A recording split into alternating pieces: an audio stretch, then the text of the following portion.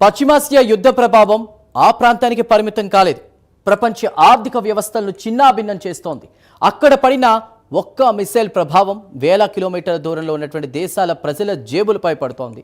చమురు మార్గాలు అడ్డంకులు ఎదుర్కొంటుంటే పెట్రోల్ బంక్ వద్ద క్యూలు ఎలా పెరుగుతాయో, ధరలు ఎలా ఎగబాకుతాయో మనం ఇప్పటికే చూసాం. ఇప్పుడు అదే పరిస్థితి మరింత తీవ్రంగా మారే సూచనలు కనిపిస్తున్నాయి.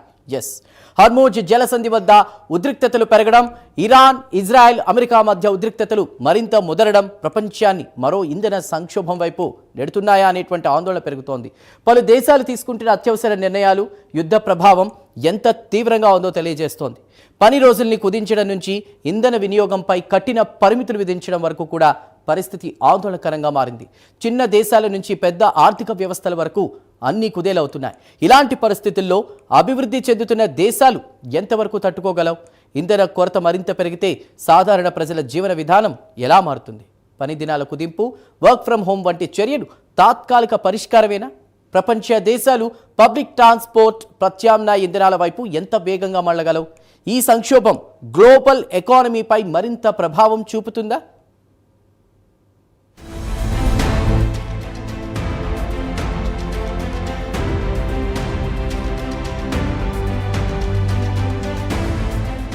పశ్చిమాసియాలో కొనసాగుతున్న యుద్ధ ఉద్రిక్తతలు ప్రపంచ ఆర్థిక వ్యవస్థపై తీవ్ర ప్రభావం చూపిస్తున్నాయి.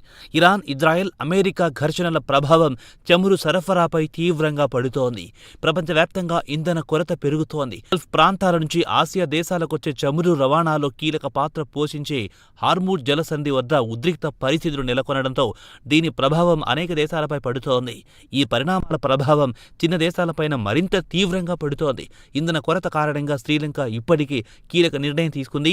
ఇంధన వినియోగాన్ని తగ్గించేందుకు 5 రోజుల పని వ్యవస్థను 4 రోజులకు కుదించింది. ప్రస్తుతం ప్రతి శని, ఆదివారాలు సెలవు దినాలు కాక ఇక నుంచి ప్రతి బుధవారాన్ని కూడా ప్రభుత్వం సెలవు దినంగా ప్రకటించింది. మార్చి 18 నుంచి ఇది అమల్లోకి రానుంది. దీంతో శ్రీలంకలో ప్రభుత్వ ఉద్యోగులు ఇకపై వారానికి 4 రోజులు మాత్రమే పనిచేయాల్సి ఉంటుంది. స్కూల్స్, కాలేజీలు, విశ్వవిద్యాలయాలు, న్యాయస్థానాలకు కూడా ఈ సెలవు వర్తించనుంది. అయితే ఆరోగ్య సేవలు, పోర్టుల, నీటి సరఫరా, కస్టమ్స్ వంటి విభాగాలకు ఈ నిబంధన నుంచి ప్రభుత్వం మినహాయింపించింది.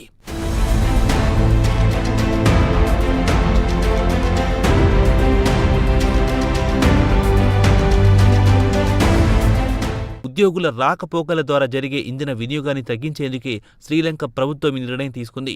భవిష్యత్తులో ఈ సంక్షోభం మరింత తీవ్రం కాకముందే శ్రీలంక చర్యలు చేపట్టింది. ఇదే సమయంలో శ్రీలంకలో రేషన్ పద్ధతిలో కూడా ఇంధన సరఫరా జరుగుతుంది.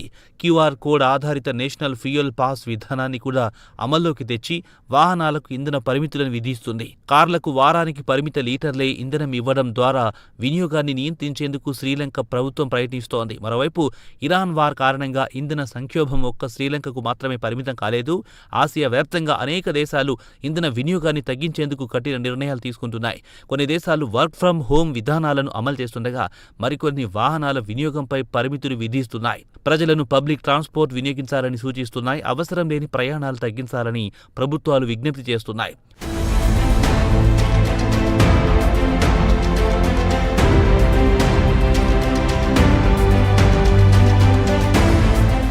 మరోవైపు ఇంధన కొరతతో పాకిస్తాన్ పరిస్థితి కూడా ఆందోళనకరంగా మారింది. పాక్ ప్రభుత్వం అత్యవసర ఆర్థిక నియంత్రణ చర్యలు చేపట్టింది.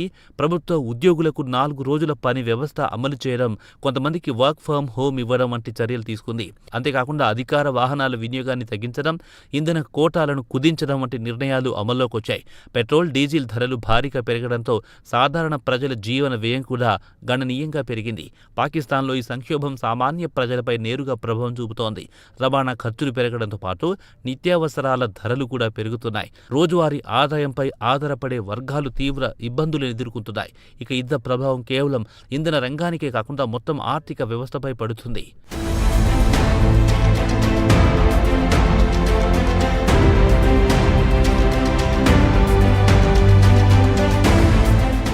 మొత్తానికి పశ్చిమాసియాలో జరుగుతున్న యుద్ధం ప్రపంచవ్యాప్తంగా ఇంధనంపై ప్రభావం చూపిస్తోంది.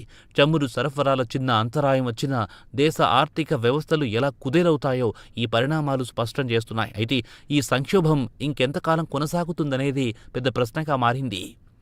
చమురు ధరలు మరింత పెరిగితే పరిస్థితి ఎంతవరకు దిగజారుతుంది? ఇలాంటి పరిస్థితుల్లో అభివృద్ధి చెందుతున్న దేశాలు ఎలా తట్టుకుంటాయి? ప్రపంచ ఇంధన సంక్షోభానికి శాశ్వత పరిష్కారం దొరుకుతుందా అనే ప్రశ్నలు ప్రస్తుతం ప్రపంచాన్ని వెంటాడుతున్నాయి.